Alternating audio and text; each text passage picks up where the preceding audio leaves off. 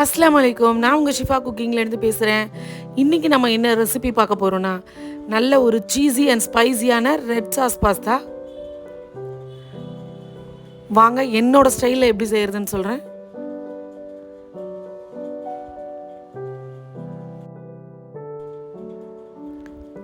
இப்போ ஒரு பாத்திரத்தில் தண்ணி கொதிக்க வச்சுருக்கேன். தண்ணி கொதிக்கும் போது நான் இங்கே பென்னே பாஸ்தா தான் எடுத்து வச்சுருக்கேன். அதை இதில் சேர்த்துக்கிறேன்.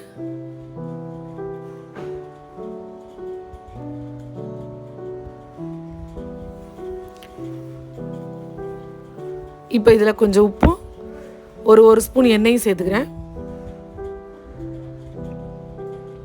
இப்போ பாஸ்தா நல்லாவே வெந்துருச்சு.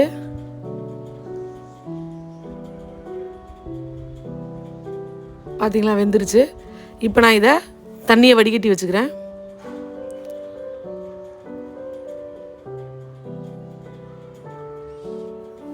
இப்போ பாஸ்தா ரெடியாக இருக்குது. இப்போ நம்ம சாஸ் செய்ய போகலாம். ஒரு பேனில் ஒரு 2 ஸ்பூன் பட்டர் சேர்த்துக்கிறேன். பட்டர் மெல்ட் ஆனதுக்கப்புறம் குட்டி குட்டியாக கட் பண்ண பூண்டை இதில் சேர்த்துடுறேன்.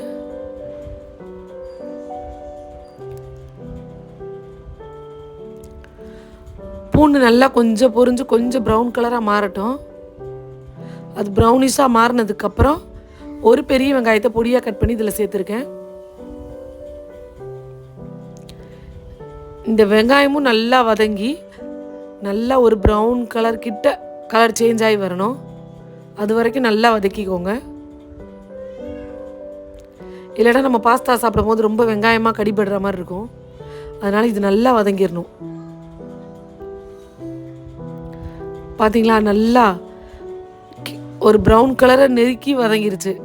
இந்த ஸ்டேஜில் 2 தக்காளி, பெரிய சைஸ் தக்காளியை நான் மிக்சியில் அரைச்சி இதில் சேர்த்துட்றேன்.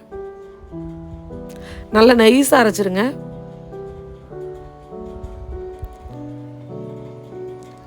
நான் வெறும் தக்காளி ஜூஸ் மட்டும்தான் இப்போ சேர்த்துருக்கேன். அப்புறம் நம்ம மசாலா சேர்க்கும் போது அந்த மிக்சியை கழுவி அந்த தண்ணியை சேர்த்துருங்க.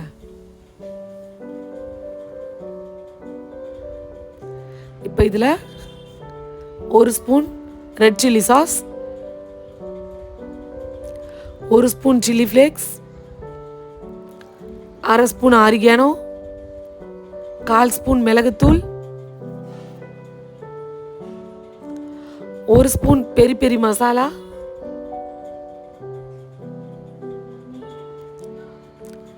1/4 ஸ்பூன் மிளகாத்தூள். இப்போ இதெல்லாத்தையும் நல்லா மிக்ஸ் பண்ணி விடுங்க. இப்போ நம்ம மசாலா எல்லாம் நல்லா கொதிச்சு வரணும்.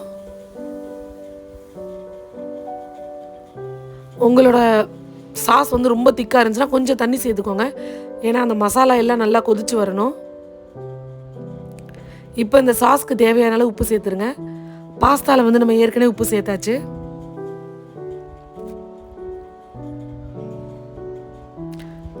அப்பப்போ பிடிச்சிடாமல் அடி பிடிச்சிடாமல் லைட்டாக கிண்டி விட்டுக்கோங்க. பாருங்க, நல்லா அது கொதிச்சு மேலே எண்ணெய் பிரிஞ்சு வர்ற மாதிரி இருக்கு. இந்த டைமில் நான் 2 ஸ்பூன் எக்லெஸ் மயோனஸ் சேர்த்துருக்கேன். அதோட ஒரு சீஸ் ஸ்லைஸ் சேர்த்துருக்கேன். இப்போ இது ரெண்டுமே நல்லா இதில் மிக்ஸ் பண்ணி விடணும். உங்களுக்கு இன்னும் கொஞ்சம் எக்ஸ்ட்ராவாக சீஸ் வேணும்னா நீங்கள் இன்னும் கொஞ்சம் கூட எக்ஸ்ட்ராவாக சீஸ் சேர்த்துக்கலாம். எனக்கு இந்த பாஸ்தாக்கு இந்த சீஸ் போதுமானதாக இருந்துச்சு. நல்லா சீஸ் மெல்ட் ஆகி நல்லா மிக்ஸ் ஆகணும்.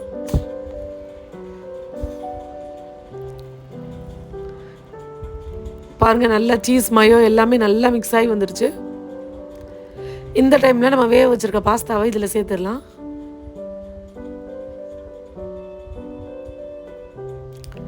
பாஸ்தாவை சேர்த்த உடனே அடுப்பை வந்து ரொம்ப லோ ஃப்ளேமில் வச்சுருங்க.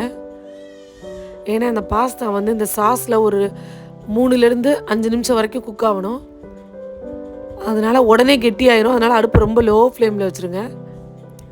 அப்படி உங்களுக்கு சாஸ் வந்து ரொம்ப கெட்டியாக இருந்துச்சுன்னா கொஞ்சமாக தண்ணியோ இல்லை பாலோ சேர்த்துக்கோங்க.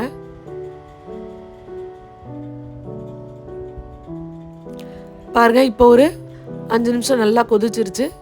இது கரெக்டான ஸ்டேஜு. இப்போ நான் கொத்தமல்லியை தூவி அடுப்பு ஆஃப் பண்ண போகிறேன்.